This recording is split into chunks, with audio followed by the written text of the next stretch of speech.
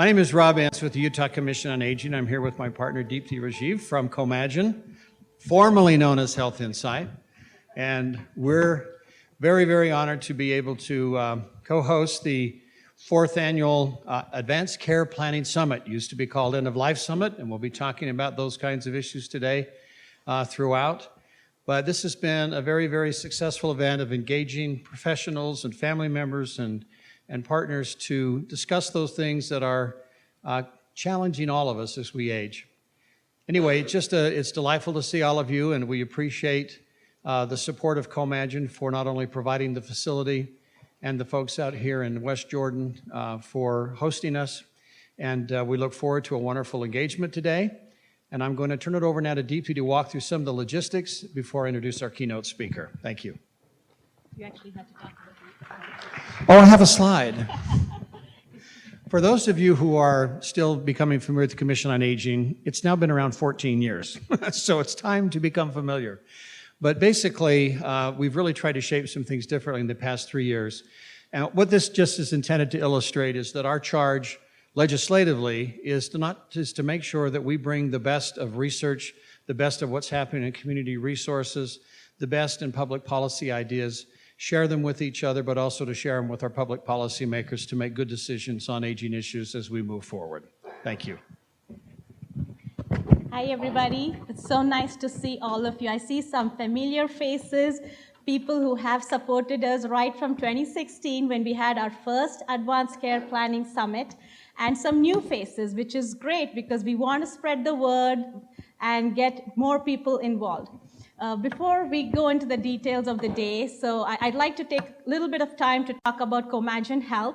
And as Rob mentioned, we were called Health Insight earlier. We are a healthcare consulting organization, and we are also the quality improvement organization.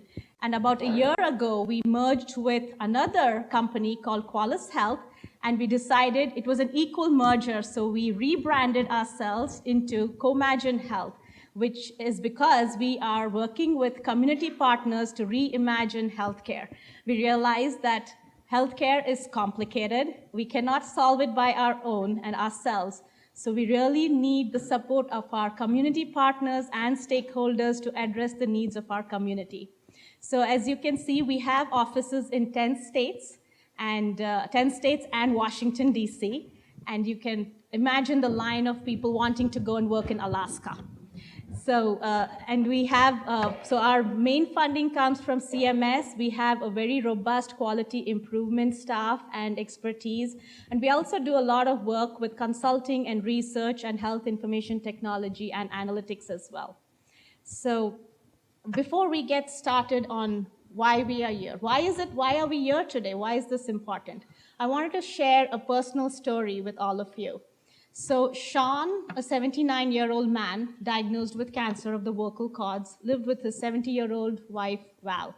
Sean, always a fighter, decided to go ahead with several sessions of radiation and chemotherapy. As his treatment progressed, he had to depend on Val, his wife, for constant care. And Sean and Val spent his last few months between the hospital and the home. One morning, after another grueling hospital stay, Sean had a stroke at home and passed away. And after his death, Val blamed herself for his poor quality of life and tried hard to remember the strong and independent man that he was before the cancer. And Sean and Val are actually my uncle and aunt. And about a year ago, I got that dreaded phone call at 4 o'clock in the morning from India, from my dad, saying that my Aunt Val had passed away too. So she basically lasted for a year after my uncle passed. And this is important because the reason why I wanted to share this story is we all have a Sean and Val in our families, or we will be having a Sean and Val in our families, or we could be a Sean and Val.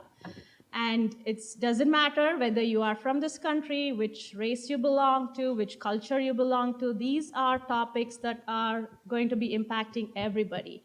And that is why I'm so grateful to all of you to have your partnership and your support. And the reason why you are here is because you see the value in making sure that patients' preferences at their end of life are documented, shared, and people and families don't have to go through this really hard experience during end-of-life care.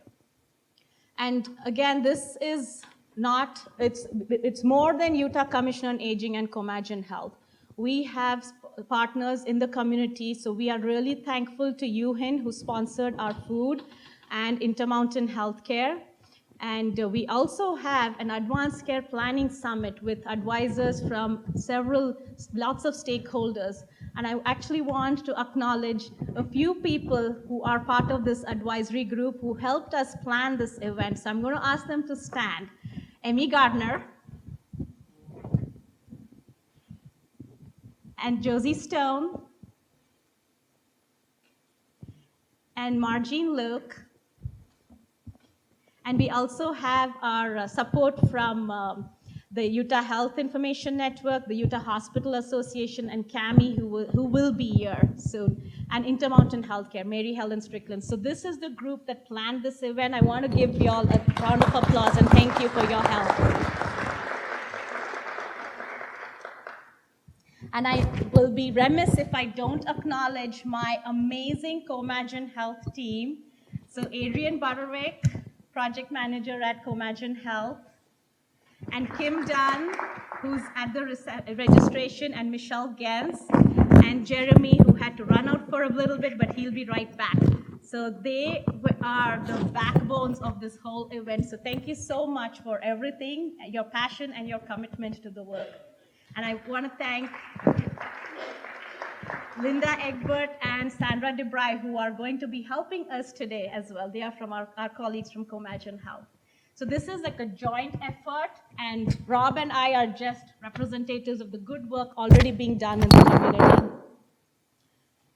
So here's our learning objectives, and so these objectives were designed and framed based on input from our attendees of the past conferences.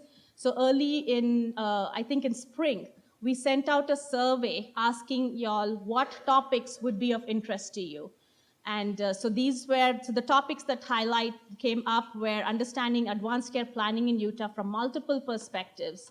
And you will hear about it at a panel that Rob's going to moderate shortly, and learn the different applications of advanced care planning tools. There's a lot of confusion of what the difference is between an advanced directive, a post form, and a living will. So Cami is going to walk us through that and sort of level set and make sure we are all talking about the same terminology and the language.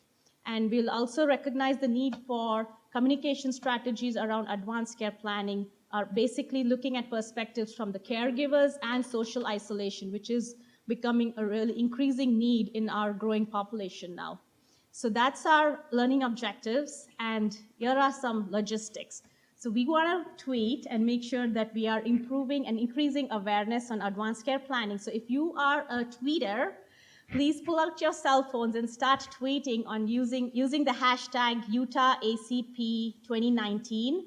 And if you need Wi-Fi, very important, you can log into slco.lib, and there's no password for that.